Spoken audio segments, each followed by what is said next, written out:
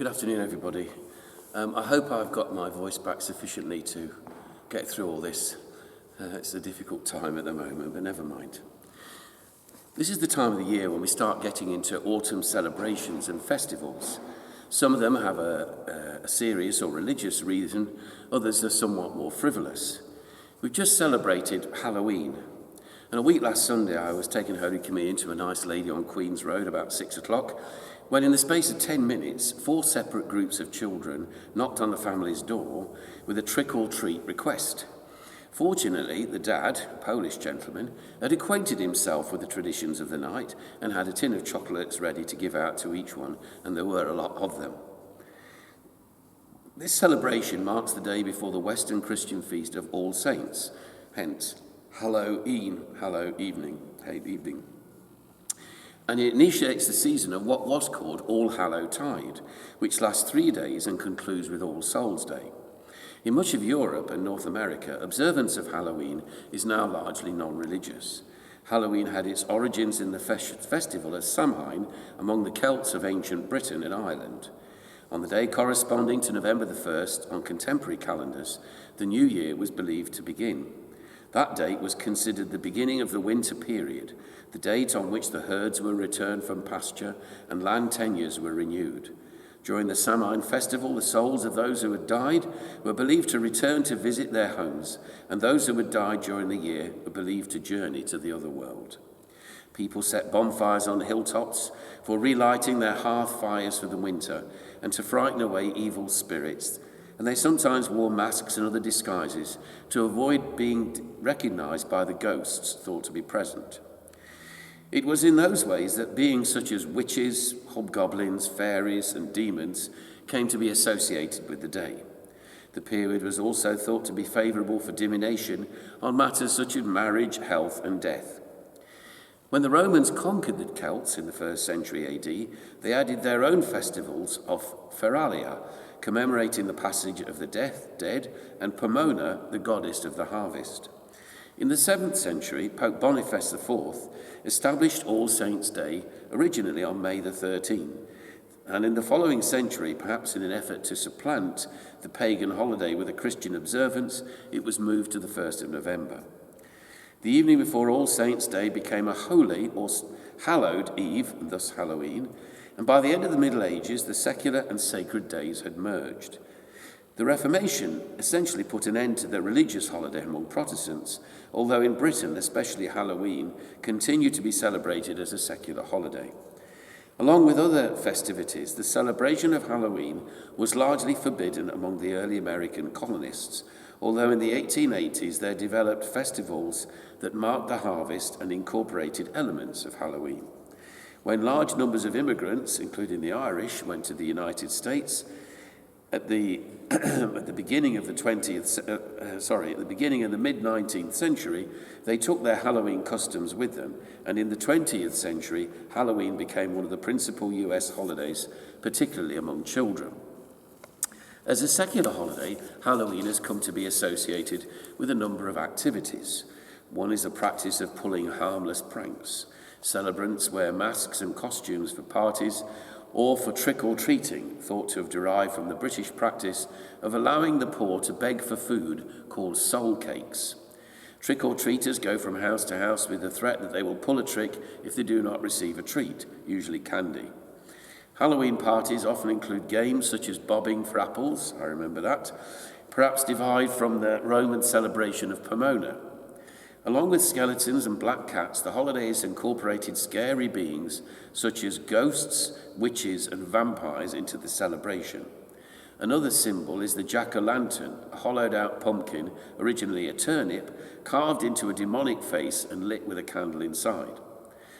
Some religious purists believe that we should not observe Halloween in this manner, but it is clear that any religious interpretation of this winter festivity has long been separated from what we now find families doing on that evening. The children love it, of course, and many householders who are recipients of their visits find themselves getting into the spirit of the occasion and actually enjoy seeing them. A similar hoo-ha is often associated with Bonfire Night, where a Guy, representing Guy Fawkes, is ritually burned and his death celebrated with fireworks and winter food. The evidence around what was originally called the gunpowder plot is somewhat sketchy, and it's likely that Guy Fawkes may have had little to do with it at all, but was rather in the wrong place at the wrong time. The fact that he was a Catholic lends a certain anti-religious element to the occasion, and this is sadly portrayed in a rather sinister way even today in the town of Lewes in Sussex, where each year an effigy of the Pope is carried through the town and ceremoniously burned. Had this been an effigy of Muhammad, of course, you can imagine what an outcry there would have been and recriminations would abound, but because it's only the Pope. Again, in most places, this winter festival is now dissociated from any religious content. Something I learned this year to my embarrassment and even shame was that not only animals suffer on bonfire night, but also veteran soldiers who have served in the forces recently in Kosovo, Iraq and Afghanistan. One of them was interviewed last week, and he gave a very moving account of how the fireworks set off an unconscious fear in him of gunfire and bombs, and this brought back his PTSD, which may have lain dormant for some years since his return to civilian life. Diwali, a Sanskrit word meaning rows of lighted lamps, is a Hindu-originated festival celebrated in India and by the Indian diaspora. During the 5-day celebration, also known as the Festival of Lights, clay lamps, known as diyas, are lit to signify the victory of good over evil. Over time, Diwali has become a national festival marked by most Indians regardless of faith, with Jains, Buddhists and Sikhs also celebrating. Diwali also celebrates the goddess of wealth and prosperity, Lakshmi, and some believe it falls on her birthday and the day she married Lord Vishnu, another Hindu god. Hindus interpret the Diwali story based on where they live, and because of the huge number of them living in Leicester, it has now become a regular feature of the late autumn in this part of the world, where the Christmas lights are preceded by the Diwali lights, thus bringing some brightness into the dark evenings at this time of the year. This weekend, we will mark the Festival of Remembrance throughout our country, and of course in our town too, which is entirely right. The great sadness in all of this is that we do not seem to have learned our lesson, and the making of needless war goes on, along with the profiteering from the manufacture of weapons of destruction. The words of the old folk song, "When will they ever learn?" ring continually true for us. A disturbing feature this year has been the attempt by some politically correct members of the British Legion to mark Remembrance Sunday without a religious act of worship, as this, they claim, would better reflect the now secular character of our country.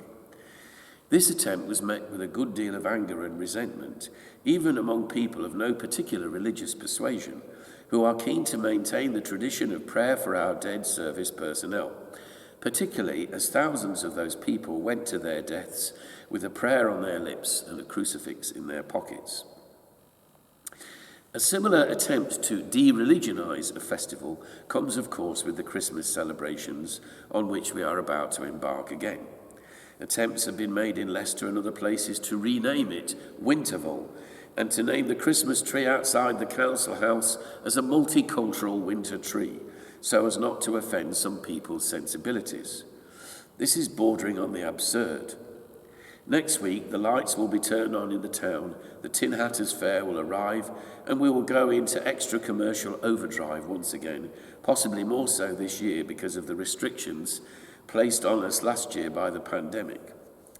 I remember the first Christmas I was here, going round taking tokens of respect and gratitude to our elderly parishioners with a group of young people, and looking at the vast expense that was being laid out by some families in decorating the outside of their houses, almost as if in competition with each other to see who could have the best display.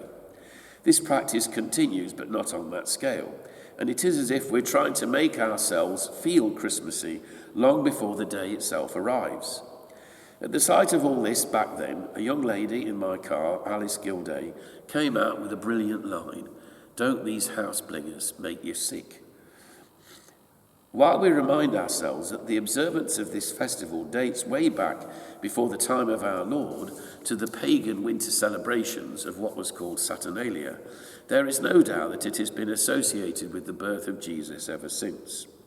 Now the celebration is departing more and more from its roots, and even though a significant number of people tend to come to church for this occasion, it has largely separated itself from what it started out to be, and the main personality in the event is no longer baby Jesus, but Santa Claus. This is actually nothing new. Here is a very revealing piece written by the German writer Hermann Hesse as long ago as 1917, when the war was raging all around.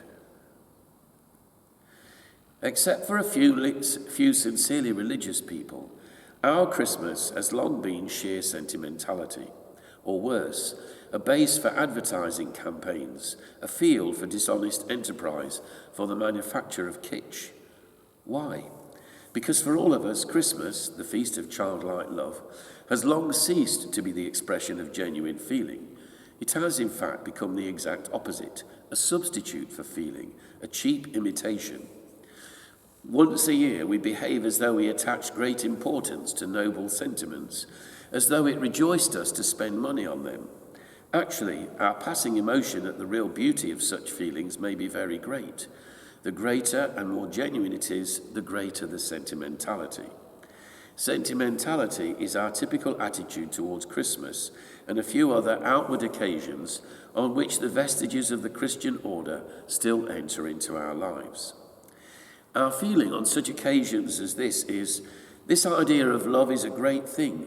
How true that only love can redeem us, and what a pity our circumstances allow us the luxury of this noble sentiment only once a year, that our business and other important concerns keep us away from it all the rest of the time. Such feeling has all the earmarks of sentimentality, because it is sentimentality to comfort ourselves with feelings that we do not take seriously enough to make sacrifices for, to convert into actions.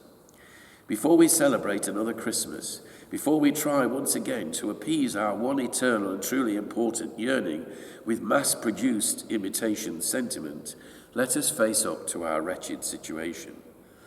No idea or principle is to blame for all our wretchedness, for the nullity, the coarseness, the barrenness of our lives, for war and hunger and everything else that is evil and dismal. We ourselves are to blame. And it is only through ourselves, through our insight and our will, that a change can come about. The essence of love and beauty and holiness does not reside in Christianity or in antiquity or in Goethe or Tolstoy. It resides in you and in me, in each one of us. Light the Christmas candles for your children. Let them sing carols. But don't delude yourselves. Don't content yourselves year after year with the shabby, pathetic, sentimental feeling you have when you celebrate your holidays. Demand more of yourselves. Love and joy and the mysterious thing we call happiness are not over here or over there. They are only within ourselves. That's amazing, isn't it, since it was written in 1917.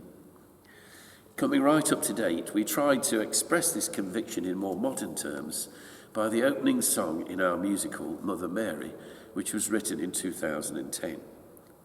Once again, it's Christmas time. Why do we feel depressed?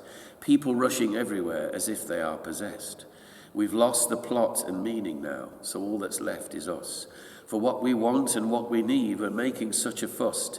The rows and fights and fallings out, to change this is a must. Supermarket trolleys crammed with food will surely waste. People living far and near who dearly love a taste of what we daily throw away, neglected in their need. How much could we help them if we only curbed our greed? Selfishness consumes us, so we cannot hear them plead. The treadmill of consumerism makes you want to shout.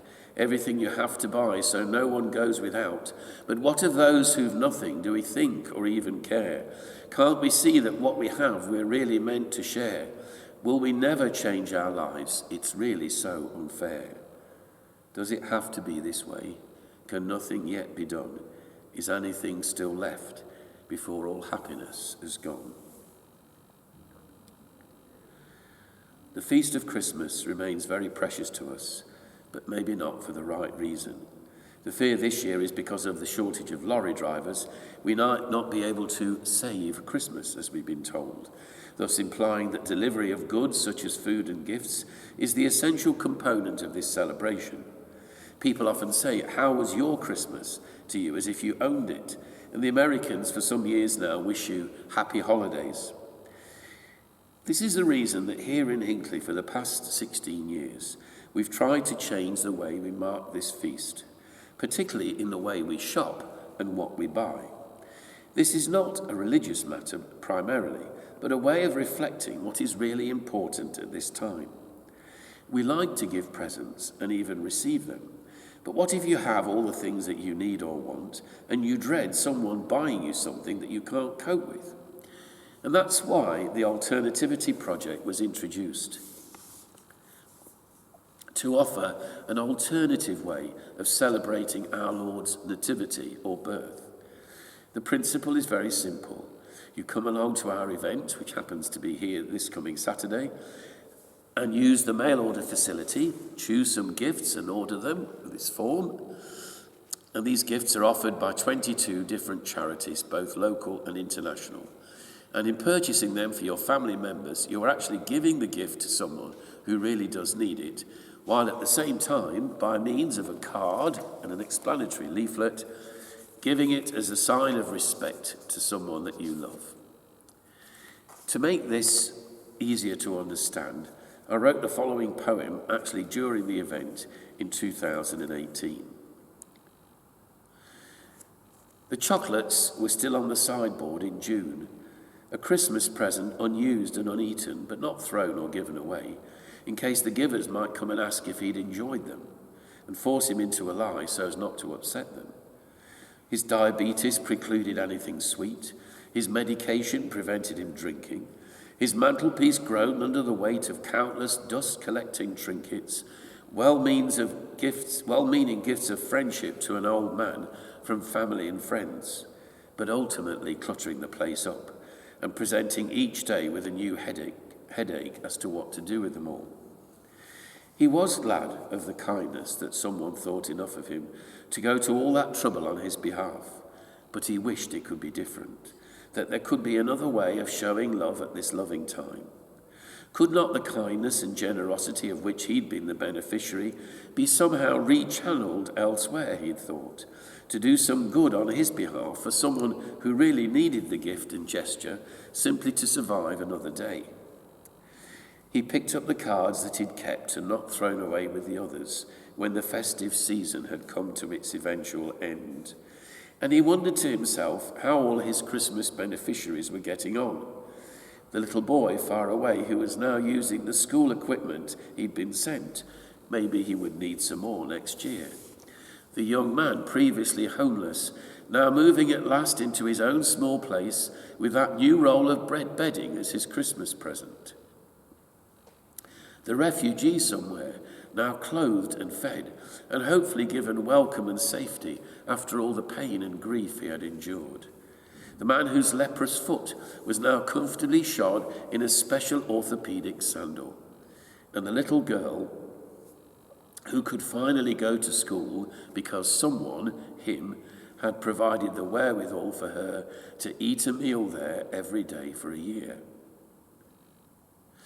He looked again at those treasured cards and thought of all the good that was done in his name to them in so many different places all through the year.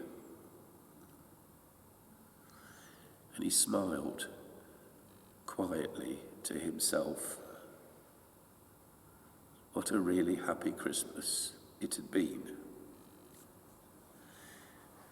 So, if you want to join us to see the sort of work these charities are doing and do your Christmas shopping early, come along here on Saturday from 10 to 2 to the Mary Forrian Centre, or contact me for an order form and we can provide the service by mail order.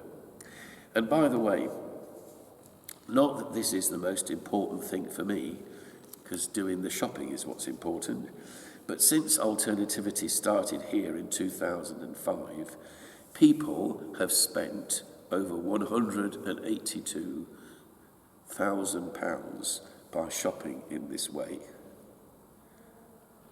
That's a lot of chocolates, booze, and maybe other things that would otherwise have been wasted, isn't it?